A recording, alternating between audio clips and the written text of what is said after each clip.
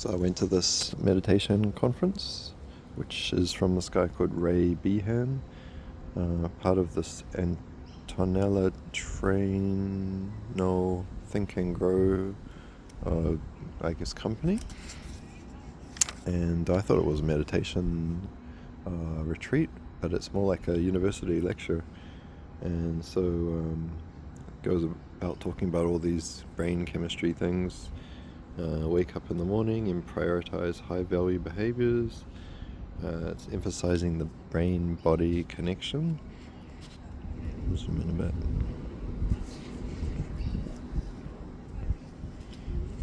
And the mind can make the body sick or healthy. Emotions can create illness. We play an unconscious role in our own health. There's no gene for autoimmune diseases, for example, so you're creating those. First 7 years of our life, when we're children, we're in alpha wave brain state, where we're very easy to learn things because our brain's constantly being rewired. Then we're currently in beta brainwaves after 7 years old, unless we do meditation or other techniques to change our brainwaves. There's also, he talked about ancestral traumas. So meditate to get to alpha brainwave, which allows you to learn better or to rewire your brain, which also helps you to recover from or rewire or prevent traumas from impacting your life. So brain cells that fire together wire together.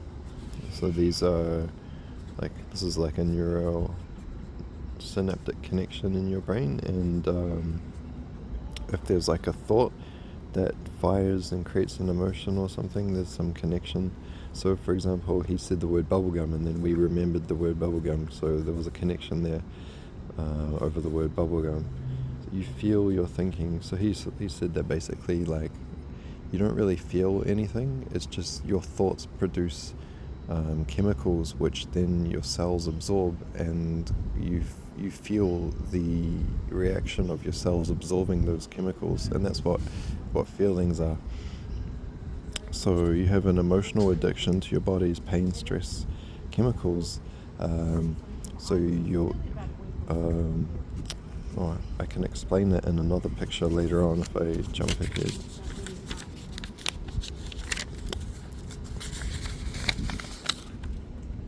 So here you have thoughts that in the endocrine system, they produce chemicals, and then they go through your blood into the cells in your body, and your cells have these loading docks, these little squiggly lines that are they receive the chemicals that your brain produces from thoughts. And so the more thoughts you have consistently, the more chemical produced, the more your cell has to absorb it, and then it, for efficiency's sake, creates these loading docks to receive the chemical more efficiently. So if you have negative thoughts, or you're thinking about a certain body problem or some sort of issue, or you're doing some kind of drug, you're not only creating a neural pathway, but you're creating a chemical dependency in your cells, because those loading docks, they need to be constantly used in order to keep them active. Otherwise they'll die. So when you're not getting that chemical anymore, after your cells have built a tolerance or a dependency on them, or a loading dock for them, then it's going to say, hey, I need more of that chemical, and it's going to cause addiction. So you can get addicted to negative thoughts as well as chemicals. So here's a little diagram I drew about beta brainwaves. Then you meditate to get into alpha brainwaves. When you're in beta, which is normally, you can't really learn, you're unconscious, you're in your normal state of mind. But if you get into alpha, then you're neuroplasticity or neuroplastic, which means you can learn, you're conscious. So you meditate to activate that So if you're going to learn something or you're going to create a new pattern in your thinking, then you should do that. Oh, is that the same girl? Anyway, next page. So yeah, you can get addicted to feelings produced by thoughts. Cells are hungry for the chemicals produced by thoughts. So it's the endocrine system that turns thoughts into chemicals, which the body can get addicted to. So, get addicted to your dream. Body addicted to chemicals associated with illness. So, if you're too focused on your illness and you're creating the chemicals from the thoughts of that, then you're gonna want to maintain that illness to keep getting those chemicals produced by the thoughts of thinking about that illness. So ignoring your illnesses might actually be a good thing. I suppose in Vipassana, when you're taught to just remain equanimous and neutral when thoughts and feelings arise, that's trying to teach you not to produce from the endocrine system the chemicals that react to that thought. Something like that, I don't know. So anyway, once you know this shit, then you can change easier. Learn how the process functions. Alright, what else have I written? So past traumas, environment, thoughts, media, teachers, parents all contribute to your personality, which then from your personality you project and you behave. And so when people are behaving poorly towards you or they're projecting their own traumas onto you, you just have to understand and empathize that that's basically something they're doing unconsciously. And so rather than getting shitty with people who are shit, you can be empathetic and more loving towards shitty people if you understand their traumas and the way they're behaving. So thinking affects DNA. He talked about a study where there was a group of people who were thinking or focusing on 2 vials out of 3 vials of DNA, and then they used a microscope to observe that the vials of DNA that people were focusing on started to move and react, which was like a proof that thinking can affect the external world. And they said that the inner world and the outer world the outer world is a reflection of the inner world, and your thinking affects here and there and them as well as yourself. So the kind of person that you are in this moment, the thinking you're having affects the people around you. So if you're being negative, then you're going to negatively affect the people around you as well. So you could take responsibility for their shitty state if you think you're actually causing it in them potentially, which I don't know, is pretty blurs the line of responsibility there, I guess, but you don't want to be around toxic people, I guess.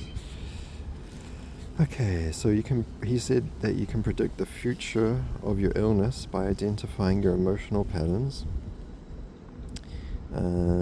He talked about a woman who got blood cancer or leukemia because she felt that her life was wrong, and she felt it in her core of her being. She was sort of limited by her cultural expectations and her Italian culture, that the life she was living, she felt it was incongruent with who she really wanted to be, and so at her core she felt that she wasn't who she wanted to be, and so that core feeling apparently relates to leukemia. There was another example here where there was a woman raised in a happy family, and then when she graduated the family world and went out into the real world, which wasn't as happy, she had an expectation versus reality, and so she wanted to kind of hold up the outside world to be as happy and stable and loving as her family environment was, which caused multiple sclerosis. So he argued that there was a pattern, and if you got MS, then it could be because of this, or if you have this situation, then you may have a higher chance of getting that. He also talked about how anger can cause cancer, and you feel it in your belly, And a lot of men who have anger issues have belly issues or diseases in the gut. Also he mentioned if you have nausea when meditating or doing a new drug or something, it could be because there's no loading docks in the cells for this chemical that you've introduced. So if you do meditation and produce new thoughts through meditation, and it creates a new chemical, and your cells aren't used to that, they haven't built the loading docks, then they might not know how to absorb this chemical, and so they might actually feel sick or nauseous. So that was just something that he prepared people for in case they felt when they were about to meditate. But yeah, what else have we got? So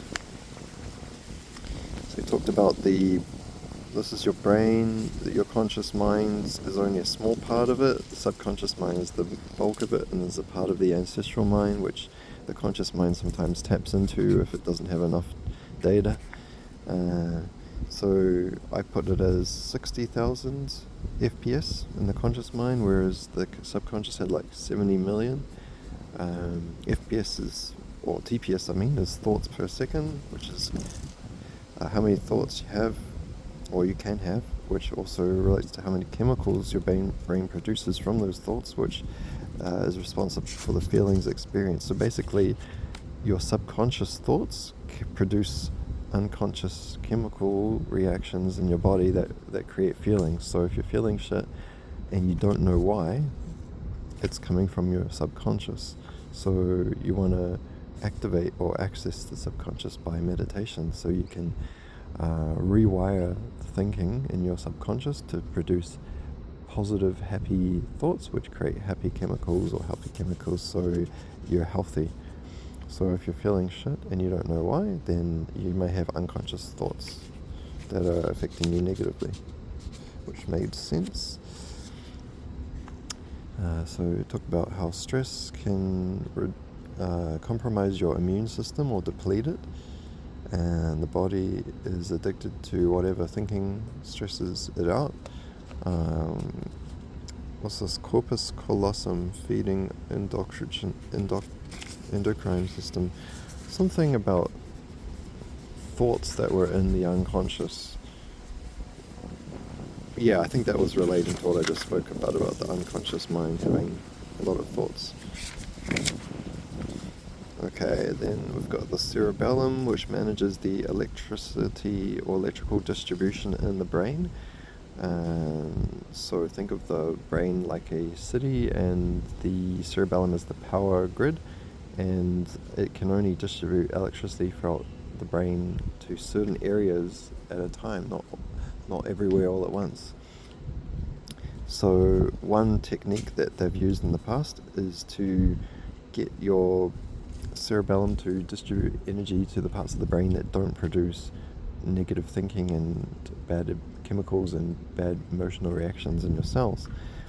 And the amygdala is a central part of your brain which is responsible for fight, flight, and survival, and that requires a lot of power to operate. So they do things like cold plunge therapy, or holding someone's head under cold water for a minute, triggering the survival kind of mechanism, and that turns off the parts of the brain that are causing you to feel shit, basically. And so that's one way they kind of like rewire people's brains, is by triggering the amygdala to get more power, just temporarily, I guess. Then we did a meditation where we sent happy thoughts about what a beautiful future we could live into our body by doing this meditation where basically you make your chin touch your chest and you sort of hunch your shoulders together, and you close your eyes, and then you breathe in through your nose and tilt your head back and open your shoulders and push that breath down to the very bottom of your stomach and hold it, and then you really suck in this breath, and then you wait for like 10, 20 seconds, and then you blow it out as hard as you can from your stomach with your mouth open and make a lot of noise doing so. And that was the meditation that we did. Then he talked about how limitation in your mind is just illusion, and then he mentioned movies, What the Bleep Do We Know, where it had, I guess, Dr. Joe Dispenza on, and then he wanted to meet him after watching that, and then he manifested it and did meet him. He also mentioned the Secret Law of Attraction movie and the book Chicken Soup for the Soul. And his partner almost died from leukemia because of her beliefs, and then there's a Facebook group called the Inner Circle Insight 2025, which they, I guess, have members from this workshop join. That's it so far.